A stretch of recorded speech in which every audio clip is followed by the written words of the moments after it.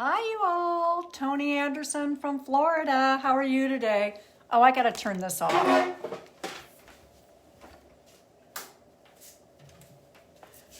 There is a glare when I have the light on in the kitchen, so we don't want that, do we? So I came on today to talk about Amp Coffee and Hapicaps. But in addition, I'm just going to do a real quick overview of where I am with my fast.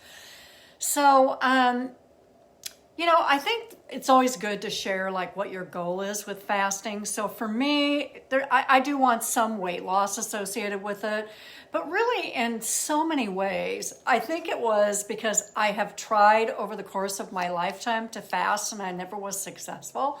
So I think it's almost like I was able to somehow make this happen. And I think a lot of it had to do with I did a whole lot more research, dug into a whole lot more information, started following some people that have, I think, optimal skill sets and talking about fasting and the benefits of it. Hi, Michelle, how are you? So, for me, it was really around figuring out the fact that I could finally do fasting because I never really thought that I could. I have been doing fasting off and on now since July 4th. Maybe it was the 5th, around in there. I have done, numerous 40-hour fasts with windows of 6-hour periods of eating, and then many 18-hour fasts with 6-hour periods of eating. What I have found is that when you approach that 2-day mark of fasting, that's when it's the most difficult. And they say if you read in the literature, 2 and 3 days is usually the point in which it's very, very hard to stay on a fast. Once you get by that and your body begins to adjust to burning fat and you go into autophagy, which I've talked about in other videos, that your body then makes an adjustment and it's not as difficult. I'm not really sure that I want to go and do a lot of long fasts, but I do think the benefits of fasting for me has just been wonderful. One, that I always wanted to do it and I couldn't.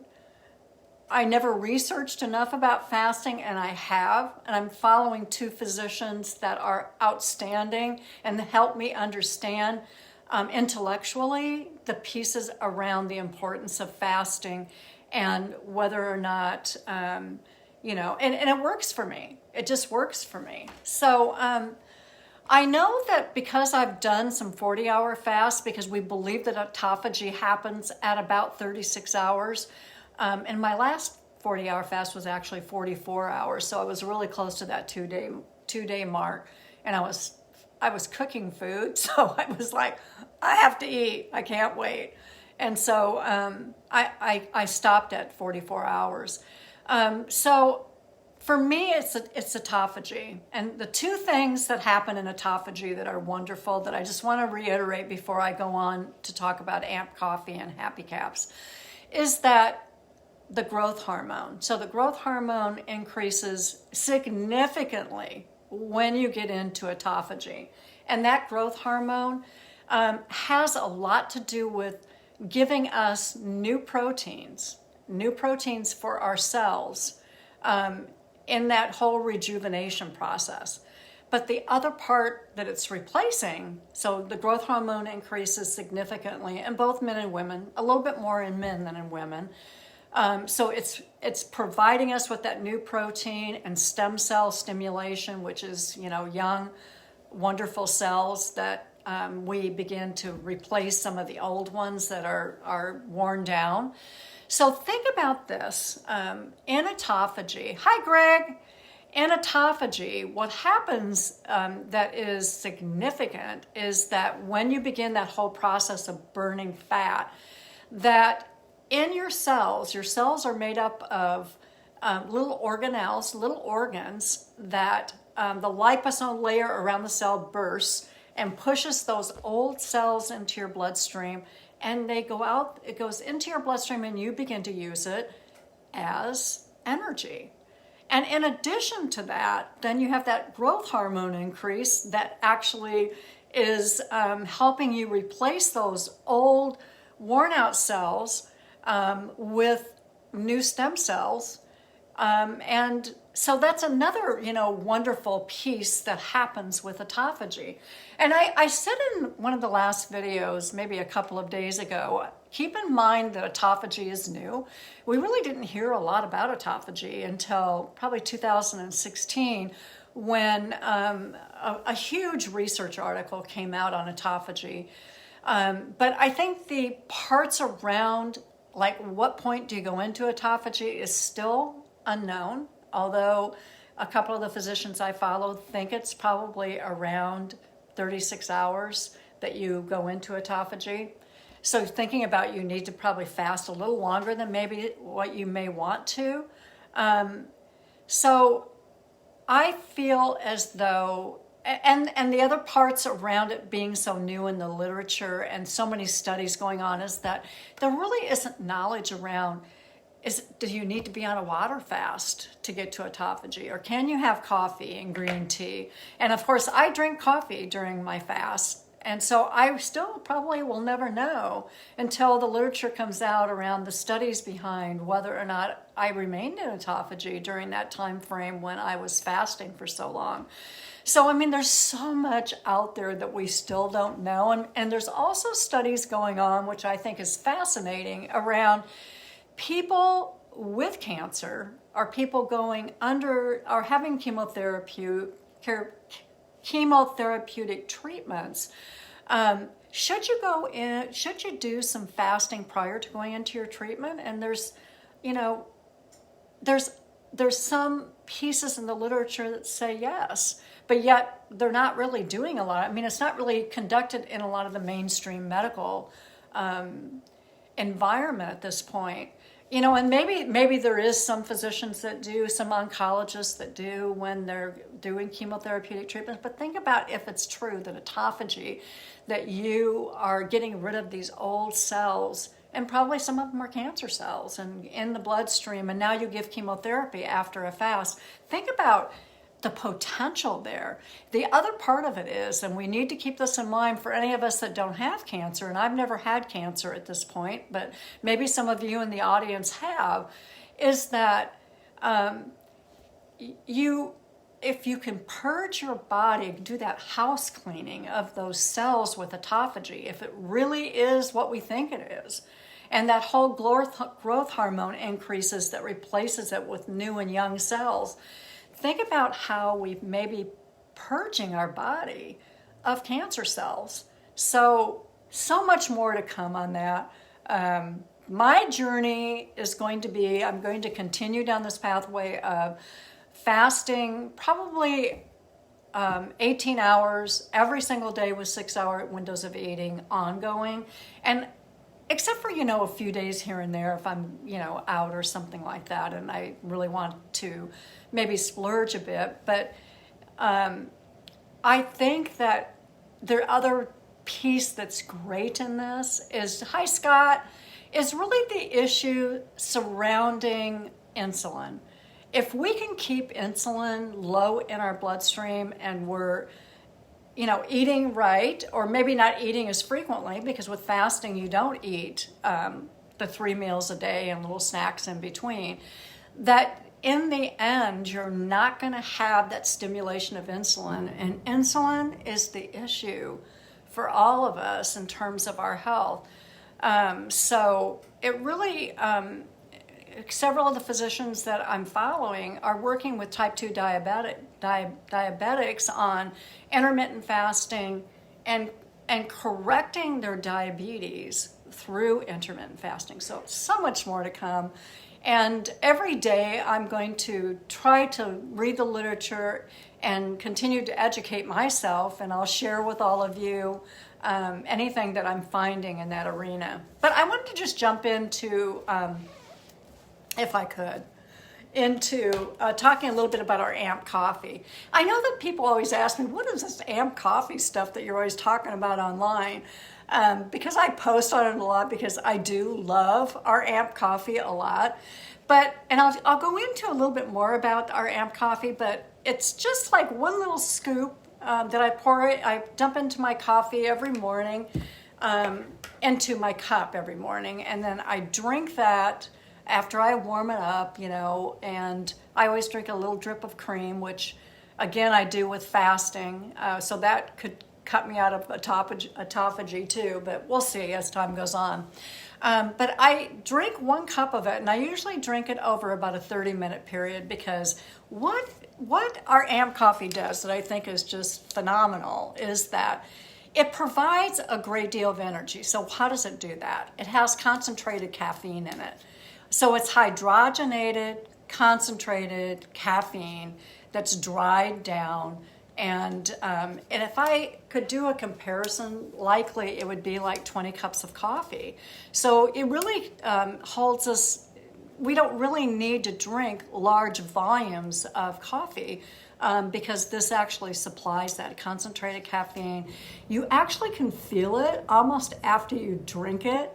I can feel the surge of energy and increase in blood flow. So that's the other part, is increase in blood flow. And as you age, you get less blood flow to the brain. And why we see some brain fog in all of us that are a little bit older. I guess I fit into that category. But I have found that I have less brain fog, and not that I had a lot, but I suppose I did. Most of us do as we get older. But it actually increases blood flow. So think about caffeine. It's a vasodilator. So it's rushing in your bloodstream. Concentrated caffeine goes up into the brain and right through those carotid arteries. So if there is plaque buildup there, you're going to get caffeine, and you're going to get that coffee flowing into the brain, which is really important. I want you to just think about when you wake up in the morning, and sometimes how you feel kind of sluggish.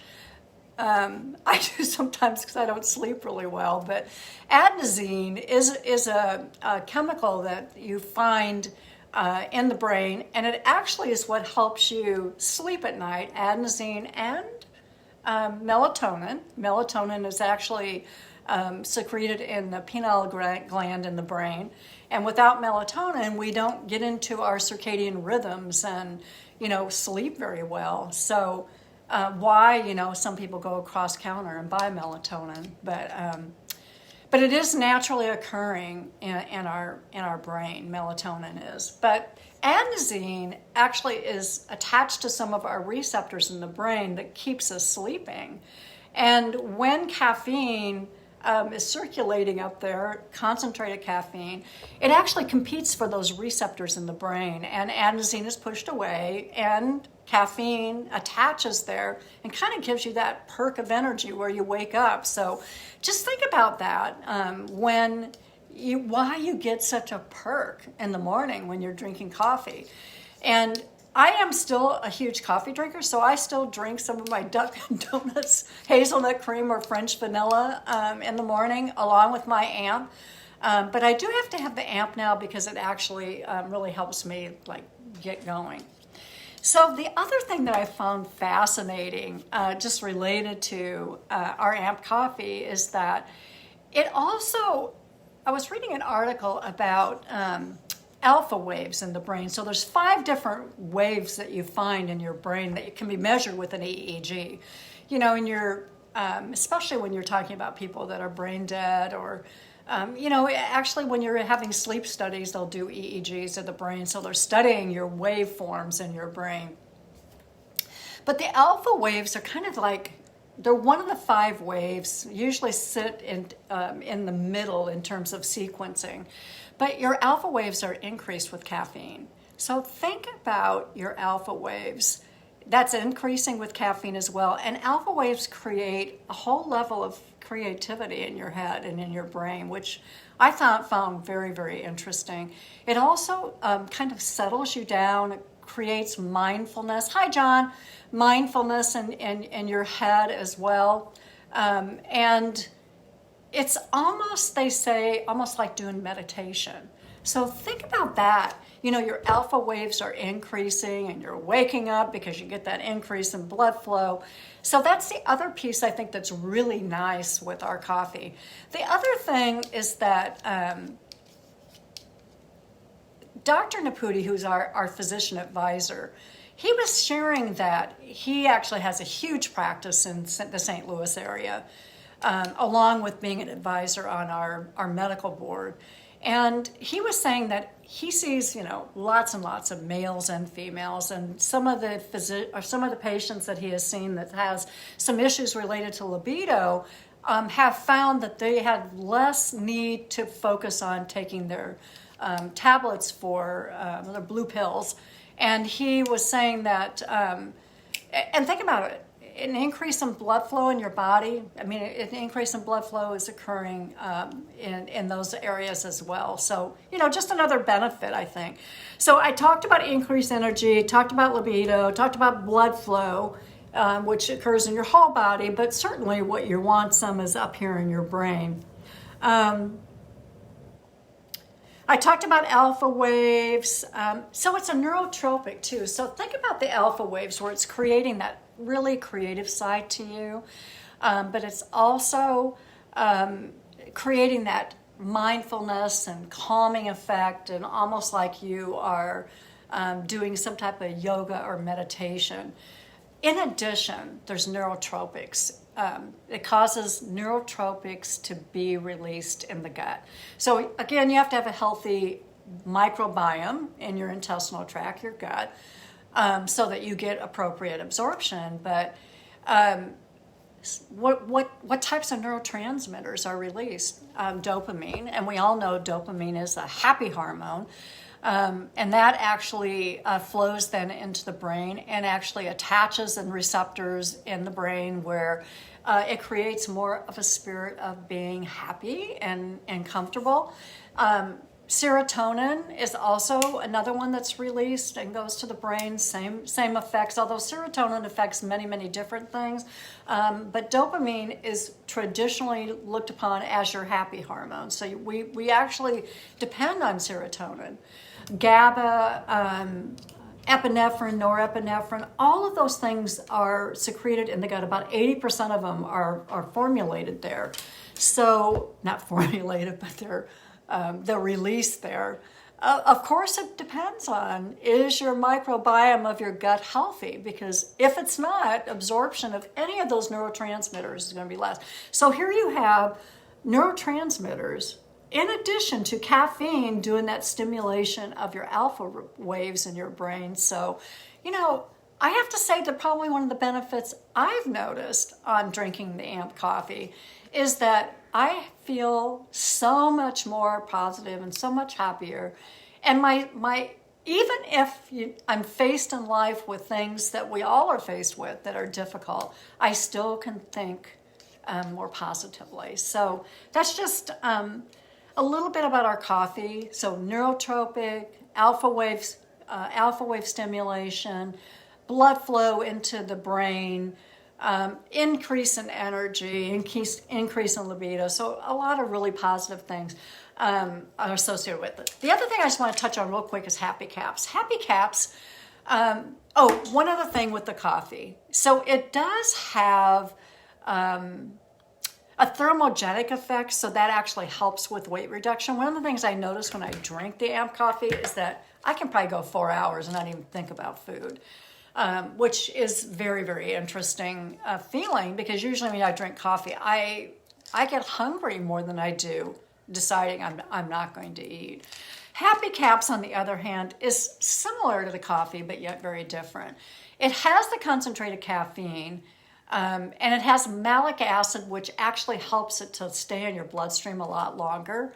And the experience that I've had with the customers that have used this, and I'm using it now too to help me with my fasting, is it's thermogenic, so it really helps with weight reduction, and it keeps the need to eat, or that whole feeling around being hungry, it's a lot longer. I probably could go 8 to 10 hours and it doesn't even enter my mind to even think about food. That is really the difference between Hapicaps and the AMP coffee, is that piece of it. It's a greater thermogenic effect for weight reduction purposes. So probably the biggest difference, although there are other, it's not as much of a neurotropic, so it's not really stimulating as many neurotransmitters neurotransmitters in the gut to get out and get floating into the brain. So that's our AMP coffee, which I love. And I'm actually loving the Hapicaps too, which is new to me. I've been taking them off and on since the beginning of July when I started my fasting journey. I don't take both in the same day, so if I drink my AMP coffee, I do not take Hapicaps. I mean, that would be really tremendously overstimulating and overstimulation. So if you have any interest in either one of them, please inbox me. If any of you want more information about getting your gut healthy, please talk with me. It's not just about, for me, selling the products, although, that's part of what I do for a living. And I love selling our triad and the products that I'm selling. But even more than that, I love my journey around, trying to improve my health and trying to be an advocate for all of you to improve your health too. So, I just want to be on the journey with all of you. So there you go. So I'm going to let you go now and bye from Florida. And by the way, it's 80 degrees here, maybe 85 now. I don't know. It's very, very kind of not a whole lot of wind and very humid, which I have to admit I like, but it's a warm day out. So bye from Florida, and I'll talk with you again soon. Bye.